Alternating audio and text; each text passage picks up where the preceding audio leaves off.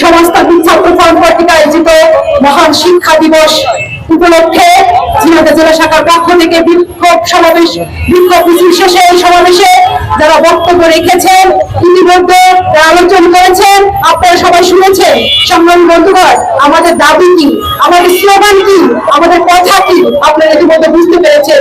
সংগ্রামী বন্ধুগণ, সমাজতান্ত্রিক ছাত্র ফ্রন্ট 1984 সালে ঢাকা বিশ্ববিদ্যালয়ের ঐতিহাসিক বটতলায় প্রতিষ্ঠা লগ্ন থেকেই তারা বলে আসছে সর্বজনীন বিজ্ঞান ভিত্তিক সেকুলার একই পদ্ধতির গণতান্ত্রিক একটা শিক্ষানীতি কায়েম করার জন্য।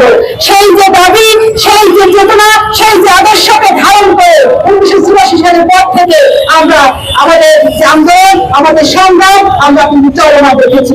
সংগ্রামী বন্ধুগণ, আপনারা দেখেছেন, আপনারা শুনেছেন, আপনারা দেখছেন 1962 সালে যে শিক্ষা আন্দোলন আমাদের আর